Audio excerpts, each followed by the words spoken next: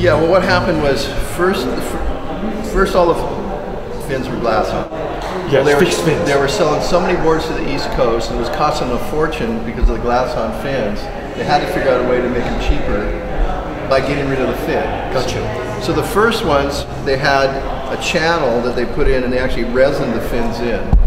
Well, nobody on the East Coast wanted to take the time to resin a fin in, so they had to figure out a way to, instead of resining the fin in, and then they came up with the Wonderbolt.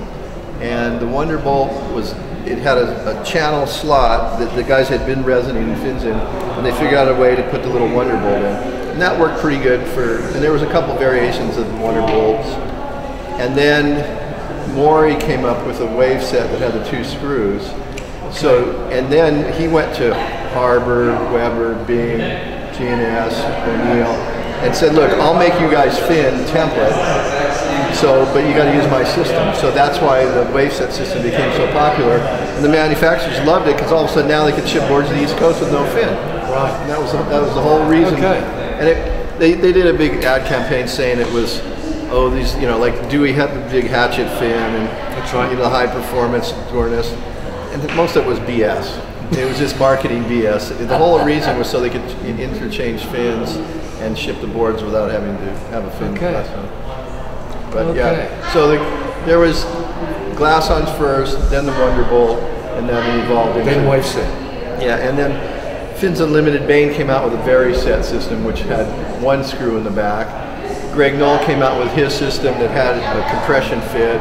Hobie came out with their dog bone system that had a screw through the deck. Hansen came out with a system through the deck. So they all were scrambling around trying to figure out ways to come up with different fin systems.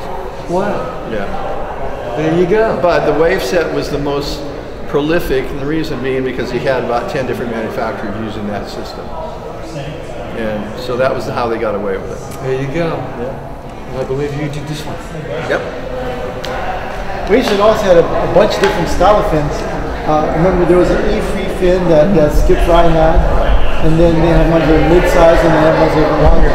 Yeah, I mean, it allowed for different shapes to come and go, and some were successful, some like the finger fin, you remember that little thing? It was just a little small The thing. E3 fin. Yeah. I have one still, yeah. Yeah, and they were terrible, you know. Well, they're really fast, but they don't hold for anything. Yeah, they just spun out, so. And then each manufacturer tried to have a shape so you could identify their board with their label sort of thing. Like I said, the Weber hatchet fin, everybody knew that was a Dewey Weber. Yeah. And then Bing had, you know, like New Even those sort of lightweight fins. And, that's actually like a Gordon Smith high performance one. Yeah. And did Velzy have one, Randy? No. No. Velzy at that stage had gotten into trouble and he wasn't making boards. He was still shaping, but he wasn't making boards under his label so much. He was shaping for other guys because he needed to make some money. Okay. Interesting. Yeah, because like I said, the one Weber that I've got's got the wave set. That's the feather. And the Professional's got the Wonderbolt in it. Yeah, so the Wonderbolt was probably made slightly before the feather. The feather. Yeah. There you go. Because your feather was, the idea was they were getting lighter, going shorter. And I'll tell you, when I came to Australia, it was early 1968, I had a 9.6 Weber stylus, which was a pintail, and I had a Weber feather, it was 810. And by the time I got to Australia, both those boards were obsolete. Those guys had gone down to 8-foot boards already. Wow. And I left those boards in Australia. I'd love to find those today. Wouldn't I? That was 69? Early 68. Early 68? Yeah. That's when you were staying up near Caloundra? Well, at that stage, I was still in Sydney. I hadn't got that far up north. But okay. I went by an old P&O liner, and I got off the boat. Snowy McAllister met me. You got off the boat? Yeah. I sailed down there on a P&O liner. Got off the boat, had to go down in the hole to get my boards out because they were unloading everybody else's stuff. I said, no. I went down and I carried my boards off. I had this beautiful pintail, 9.6 Weber stylus. And everybody laughed at me. They just said, that thing's obsolete, it's a dinosaur. And I had an 810 Weber feather that looked just like yours. That's right. Red bottom. You have the pasty on the front? Yeah. And it was just like yours. And I rode that board for a little while, but it wasn't long. I shaped it, 8-foot board. I went short. Yeah, really as did everyone. Yeah. Fantastic. that Fred Hemmings won. How big was the board that Fred was riding that Ben Ivershade? Do you remember? About 9 foot. About 9 foot. Yeah. That board is still around. Is it? Yeah, I know the guy who actually has that board. And Yes, it does. but that was considered big. Everybody else had gone short by then. Yeah. And Fred was still riding, and Russell Hughes from Australia was still riding the long board. Mike Doyle still had a fairly long board. But then Reno had, you know, a little Hanapepe surf shop, you know, really narrow one that he brought because he was so little. Yeah. And other guys had dropped down and they were using kind of modified, you know, they got past the V bottom, but they were still using a little bit of that. And so. Now Nat had a really short board. Not in Puerto Rico. Not in Puerto Rico. He was riding the prototype to the Weber ski. It was a round tail.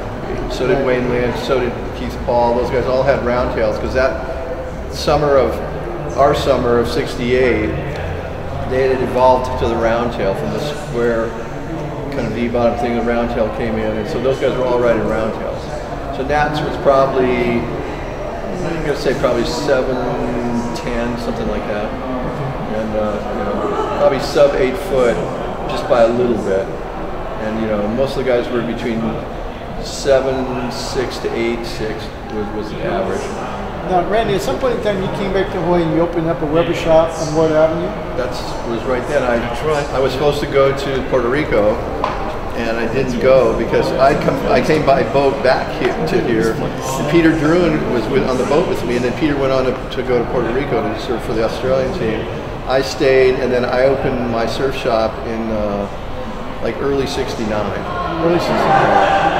Yeah, I remember at one point in time, while you were managing that shop and you were selling blanks out of that shop, that you had Nat Young's personal Weber ski or some foil, one of the two. It was a foil. And that's the board that ended up getting sold to Surfing Heritage Foundation. Has that board now. And I remember that board had been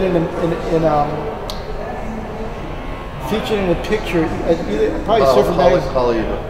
Yeah, and Nat is doing this radical bottom turn, and one of the things that he credited, and I always found it a little bit hard to accept, was he had filed off to half thickness at the tip of the fin.